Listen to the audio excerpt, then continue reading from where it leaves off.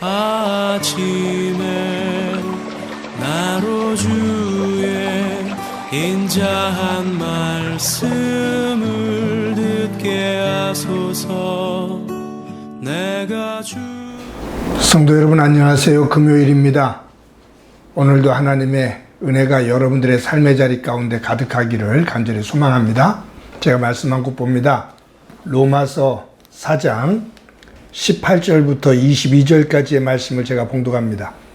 아브라함이 바랄 수 없는 중에 바라고 믿었으니 이는 내 후손이 이 같으리라 하신 말씀대로 많은 민족의 조상이 되게 하려 하심이라. 그가 100세나 되어 자기 몸이 죽은 것 같고 사라의 태가 죽은 것 같음을 알고도 믿음이 약하여지지 아니하고 믿음이 없어 하나님의 약속을 의심하지 않고 믿음으로 견고하여져서 하나님께 영광을 돌리며 약속하신 그것을 또한 능히 이루실 줄을 확신하였으니 그러므로 그것이 그에게 의로 여겨졌느니라. 아멘. 여러분들은 신앙생활을 하면서 또 교회 생활을 하면서 열등의식을 느껴본 적은 없습니까? 신앙생활을 하면서 열등의식을 갖는다? 좀 이상할 것 같지만 저 같은 경우는 많았습니다. 한 예를 들어보면 청년 때 청년들과 함께 토론을 하다 보면 어느 청년은 성경을 그렇게 많이 암송을 해서 대화를 나누다 보면 하나님의 말씀을 툭툭 그냥 암송을 하면서 그렇게 이야기를 할 때, 와, 어떻게 저럴 수가 있지? 라는 부러움의 그 마음을 가졌었습니다. 또 그것이 열등의식이 되기도 했고요. 청년 때 참 방언이 그렇게 은사운동이 일어날 때 그렇게 방언이 그렇게 받고 싶었었습니다. 근데 저에게는 그 방언이 안 돼요. 그래서 방언으로 막 기도하는 사람들 보면 그렇게 부러웠고, 내 믿음은 이게 아니구나 라는 그 열등의식을 크게 느끼기도 했습니다. 그런데 시간이 지나면서 이만큼 이르게 됐는데 그때 그렇게 열등의식을 느꼈던 그러한 부분들이 이제는 그렇게 크게 저에게 영향력을 끼치지를 않습니다. 그것으로 인해 고민하거나 갈등하거나 열등감을 갖거나 그렇지는 않아요. 신앙생활하면서 그 자체가 목적이 아니라 또 그렇지 않더라도 더 귀중한 소중한 하나님 안에서의 의미들을 발견하면서 살아가고 있기 때문입니다. 여러분 오늘 본문을 보다 보면 아브라함의 믿음과 우리의 믿음을 비교해 보게 되죠. 그런데 열등감을 느끼게 돼요. 아브라함을 보면 오늘 본문에 이렇게 기록되어 있잖아요. 아브라함이 바랄 수 없는 중에 바라고 믿었으니 이는 내 후손이 이와 같으리라 하신 말씀대로 많은 민족의 조상이 되게 하려 하심이라.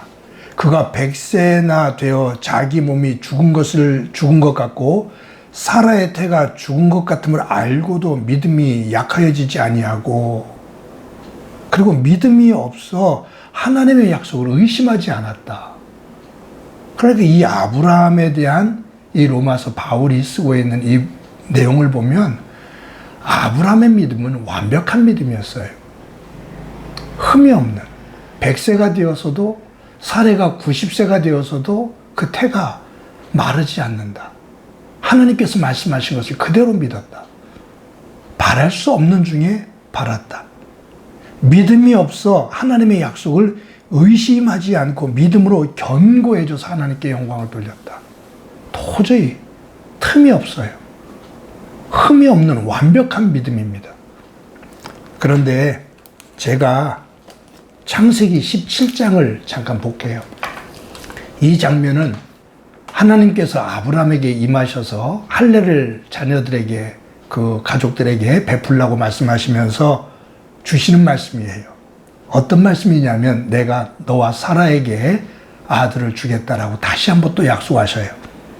그때 하나님께서 아들을 주시겠다는 하나님의 약속을 들은 아브라함이 보여주는 그 모습이 17절, 18절에 나옵니다. 제가 그대로 읽을게요. 아브라함이 엎드려 웃으며 마음속으로 이르되 100세 된 사람이 어찌 아들을 낳을까?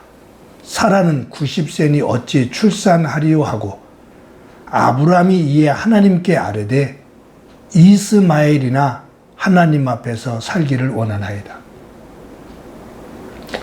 로마서 오늘 본문에서 읽었던 내용하고 이 창세기 17장에 이 사건이 원래 있었던 그 본문하고 내용을 보면 뭔가 차이가 커요. 100세 때 아들을 주시겠다는 약속을 조금도 의심하지 않고 완전하게 믿어 하나님 앞에 영광이 되었다. 하나님께서 그의 믿음을 의로 여기셨다. 바울의 아브라함에 대한 해석입니다. 그런데 창세기 17장으로 가면 하나님께서 이삭을 주시겠다고 약속할 때 그 말씀을 듣기 위해 엎드려 있는 이 아브라함이 웃으며 마음속으로 이르되 내가 100세고 사라가 90인데 어떻게 아들을 얻어? 그러면서 하나님 앞에 하나님 나에게 아들 줄 생각 하지 마시고 내가 낳은 이스마엘이나 하나님 안에서 잘 크게 해주세요 라고 하는 거예요. 다르죠? 그런데 하나님께서 이어서 말씀합니다. 아니다. 내가 너에게 아들 이삭을 줄 거다 라고 말씀하셔요. 그리고 나서 쭉 보면 그 다음에 23절에 이렇게 기록되어 있습니다. 이에 아브라함이 하나님이 자기에게 말씀하신 대로 이날에 그 아들 이스마엘과 집에서 태어난 모든 자와 돈으로 산 모든 자 곧 아브라함의 집사람 중 모든 남자를 데려다가 그 포피를 베었느니. 여러분, 제가 볼 때는 이 말씀이 중요해요. 100세 때 아들을 주시겠다고 할 때 의심했어요. 하나님 어떻게 이런 일이 있을 수 있어요? 안 됩니다. 제가 낳은 아들이나 잘 살 수 있도록 도와주세요. 그것이 아브라함의 마음이에요. 불신이죠. 그런데 하나님께서 아들을 주시겠다고 약속하시거든요. 이게 우리 현장이에요. 아들을 주시겠다고 약속하거든요. 그때 아브라함이 이에 하나님의 말씀대로 돌아가 이날에 하나님의 말씀을 들은 그날에 가족들에게 할례를 베풀더라. 여러분, 우리는 의심하고 조금인가 뭔가 원망을 하면 그것이 큰 죄악인 것처럼 착각을 할 때가 있어요. 아니요, 죄지요. 그런데 그것이 우리의 본 모습이에요. 완벽한 믿음이 아닌 우리에게는 불완전한 믿음이에요. 불순물이 있어요. 불순종도 있고 원망도 있고 시기도 있고 미움도 있고 그것이 내 현실이에요. 그런데 아브라함은 그렇지 않았느냐? 똑같았어요. 근데 다른 것이 있다면 아브라함은 그런 과정 속에서도 하나님의 말씀으로 자신의 그 불순종의 모습을 여과를 시킵니다. 그러면서 하나님 앞으로 성숙하게 한 걸음 한 걸음 나아갑니다.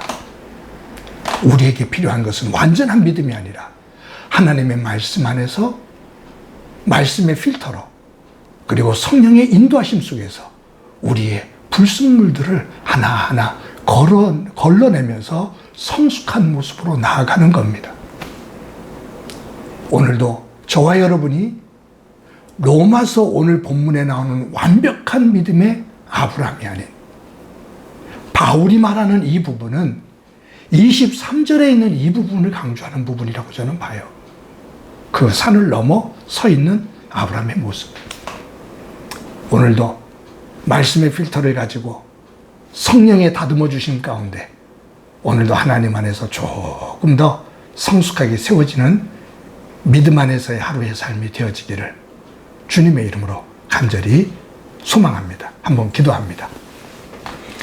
하나님, 우리의 믿음이 온전하지 못함을 주님 앞에 고백합니다. 어떨 때는 불순종으로, 어떨 때는 원망과 불평으로, 어떨 때는 게으름과 시기로 하나님 안에서 헝클어진 그리고 더럽혀진 믿음의 모습인 것을 주님 앞에 고백합니다. 주님, 우리가 그것을 인정하며 말씀의 필터를 중심으로 성령의 인도하심 속에서 조금씩 조금씩 여과되어지고 다듬어져 하나님 안에서 조금씩 조금씩이라도 더 성숙한 믿음의 자리로 걸어가는 저희들 되도록 도와주옵소서. 오늘도 그와 같은 하루의 삶 되게 하옵소서. 화냈다가도 돌아서서 하나님 안에서 용서를 구하고 욕심을 부렸다가도 그것을 하나님 안에서 내려놓으며 다듬어지는 소중한 날 되게 하옵소서. 예수님의 이름으로 기도드립니다. 아멘.